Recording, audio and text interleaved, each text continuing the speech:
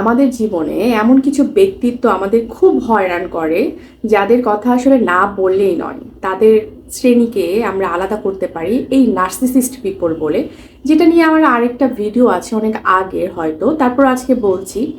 এই ব্যাপারগুলোতে আমাদের আসলে একটু সচেতনতা দরকার। এই নার্সিসিস্ট পিপল কারা আসলে? যারা যারা আসলে আমাদেরকে বোঝে না, যারা নিজেদের গণ্ডির মধ্যে থাকে, যারা নিজেদের ব্যাপারগুলোই আরেকজন মানুষের উপর চাপিয়ে দিতে চায়, এই ধরনের মানুষকে আমরা সাধারণত নার্সিসিস্ট পিপল বলে জেনে থাকি। তবে এই ধরনের মানুষের থেকে আলাদা থাকাই হয়তো ভালো, যেটা অনেকে বলে থাকেন। এই ধরনের মানুষের সাথে না মেশা, না চলা। যদি আপনি বুঝতে পারেন সে নার্সিসিস্ট, তার সাথে আর কোনো কথা না বলা। কিন্তু এই ব্যক্তিরা যদি আপনার রক্তের কেউ হয়, অথবা আপনার খুব আপনজন, যার সাথে আপনি সম্পর্ক ছিন্ন করতে পারবেন না, সেক্ষেত্রে আপনি কি করবেন? সেক্ষেত্রে তো আর আপনি তার থেকে দূরে পালাতে পারবেন না। তবে আমার কিছু টিপস আছে এই নার্সিসিস্ট পিপলের সাথে অনায়াসে জিন্দিগি পার করে দেওয়ার মতন, সম্পর্ক রক্ষা করে চলার মতন। সেটা হচ্ছে নাম্বার 1, ওনার যে কোনো কথাই ওনারা বলুক না কেন, পার্সোনালি না নেওয়া। নার্সিসিস্ট পিপলের যত রকমের কথা আপনার সাথে সে বলবে, যদি আপনি পার্সোনালি নেন, আপনি খুব কষ্ট পাবেন। এবং এই নার্সিসিস্ট পিপল আপনার কিন্তু গ্যাস লাইটিং করবে, যেটা হচ্ছে এক ধরনের ধোঁকা। মানে আপনাকে সে বোঝাবে যে আপনি যেটা নন, কিন্তু আপনি সেটাই করেছেন। এক সময় আপনার নিজের যে সেলফ কনফিডেন্স, সেটা লো হয়ে যাবে এই গ্যাস লাইটিংয়ের জন্য। তখন সে কিন্তু সফল হয়ে যাবে, আপনি কিন্তু ফেলিয়ার হয়ে গেলেন। তো এই ব্যাপারটা আসলে খেয়াল করা যে সে আপনার সাথে গ্যাস লাইটিং করছে কিনা।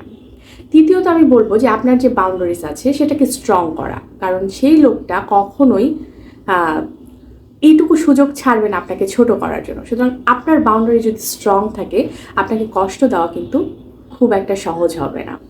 তারপর বলবো যে এই নার্সিসিস্ট পিপল, আপনি তো বুঝে গেলেন সে এরকম কোয়ালিটির একজন মানুষ, তার ক্যাটাগরিটা এটা। সুতরাং সেক্ষেত্রে আপনার এক্সপেকটেশনটাকে রাখতে হবে জিরোতে। মানে আপনি তার কাছ থেকে কোনো রকমের এক্সপেকটেশন রাখতে পারবেন না যদি সে আপনার আপনজন হয়ে থাকে। আপনার ধরে নিতে হবেন আমার এখানে এক্সপেকটেশন জিরো, আমি তার কাছ থেকে কোনো কিছু চাই না। এই ধরনের কাজগুলো যদি আপনি তার সাথে করেন, অনেকটা বছর অনায়াসে ভালোভাবে চালানো যায়।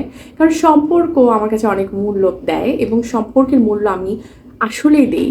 সুতরাং এই নার্সিসিস্ট পিপলগুলো যে শুধু বাইরের মানুষ হয় তা তো নয়, আমাদের ঘরের মানুষগুলোও হয়।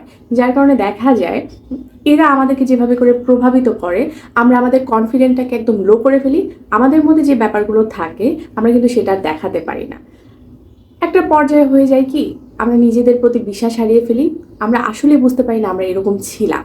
সুতরাং এইরকম আপনজনগুলোর সাথে থাকতে গেলে আসলে আমার মনে হয় এই টিপসগুলো আসলে কাজে দেয়। আমার কাছে যেটা মনে হয়, ভুল হতে পারে, ভুল হলে অবশ্যই ক্ষমা চাচ্ছি।